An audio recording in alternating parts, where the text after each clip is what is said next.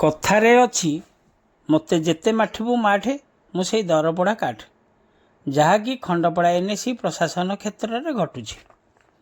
ଖଣ୍ଡପଡ଼ା ଏନ୍ଏସିରେ ଥିବା ଡ୍ରେନ୍ ଗୁଡ଼ିକ ଖୋଲା ରହୁଛି, ଯାହାଫଳରେ ବିଭିନ୍ନ ସମୟରେ ସହରର ବିଭିନ୍ନ ଡ୍ରେନ୍ ଗୁଡ଼ିକରେ ଗାଈଗୋରୁ ପଡ଼ି ଆହତ ମଧ୍ୟ ହେଉଛନ୍ତି। ଏହି ମୁକୁଳା ପଡ଼ିଥିବା ଡ୍ରେନ୍ ଗୁଡ଼ିକରେ ସ୍ଲାବ୍ ପକାଇବା ପାଇଁ ଓ ଏନ୍ଏସିର ଦୃଷ୍ଟି ଆକର୍ଷଣ କରିବା ନିମନ୍ତେ ବିଭିନ୍ନ ଗଣମାଧ୍ୟମରେ ବହୁବାର ଖବର ପ୍ରସାରଣ କରାଯାଉଛି ଏବଂ ଏନ୍ଏସି କର୍ତ୍ତୃପକ୍ଷଙ୍କୁ ଏଥି ନିମନ୍ତେ ବହୁ ଅଭିଯୋଗ ମଧ୍ୟ କରାଯାଉଛି। ହେଲେ ଏନ୍ଏସି କର୍ତ୍ତୃପକ୍ଷ ଏଥି ନିମନ୍ତେ ଆଦୌ କର୍ଣ୍ଣପାତ କରୁନାହାନ୍ତି, ଯାହାଫଳରେ ଆଜି ମଧ୍ୟ ଏକ ଡ୍ରେନ୍ରେ ଷଣ୍ଢଟିଏ ପଡ଼ି ବହୁ କଷ୍ଟରେ ଉଦ୍ଧାର ପାଇଛି। ଘଟଣାରୁ ପ୍ରକାଶ, ଖଣ୍ଡପଡ଼ା ସହରସ୍ଥିତ 6 ନମ୍ବର ୱାର୍ଡଠାରେ ଥିବା ଘନଶ୍ୟାମ ଗଳିର ପ୍ରାରମ୍ଭରେ ଥିବା ଡ୍ରେନ୍ଟି ସମ୍ପୂର୍ଣ୍ଣ ମୁକୁଳା ପଡ଼ି ବିପଦପୂର୍ଣ୍ଣ ଭାବେ ବହୁ ଦିନରୁ ରହିଥିଲା।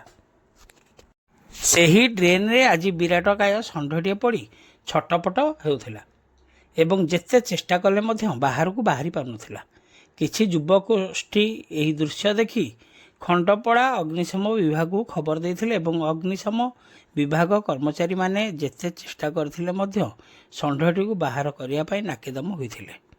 ସ୍ଥିତି ଏହିଭଳି ଉପୁଜିଥିଲା ଯେ ସେଠାରେ ଥିବା ଜନସ୍ୱାସ୍ଥ୍ୟ ବିଭାଗର ବିରାଟ ବଡ଼ ପାଇପକୁ କଟାଯାଇ ବହୁ କଷ୍ଟରେ ଷଣ୍ଢଟିକୁ ଉଦ୍ଧାର କରାଯାଇଛି। ଏଠି ପ୍ରଶ୍ନ ଉଠେ, ଏନ୍ଏସି ପ୍ରଶାସନର ଏଭଳି ଭୁଲ ଯୋଗୁଁ ବାରମ୍ବାର ଅଘଟଣ ଘଟୁଥିଲେ ମଧ୍ୟ ଏନ୍ଏସି ପକ୍ଷରୁ ଏଥିପ୍ରତି ପଦକ୍ଷେପ ନିଆଯାଉନାହିଁ କାହିଁକି?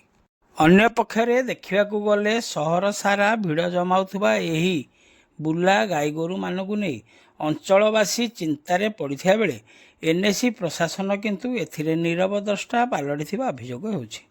ତେଣୁ ଏଥିପ୍ରତି ଜିଲ୍ଲାପାଳ ପଦକ୍ଷେପ ନେଇ ଖଣ୍ଡପଡ଼ା ସହରର ଏହି ମୁଖ୍ୟ ସମସ୍ୟାର ସମାଧାନ କରିବା ନିମନ୍ତେ ପଦକ୍ଷେପ ନେବାର ଆବଶ୍ୟକତା ରହିଛି ବୋଲି ସହରର ଅନେକ ବୁଦ୍ଧିଜୀବୀମାନେ ମତବ୍ୟକ୍ତ କରିଛନ୍ତି।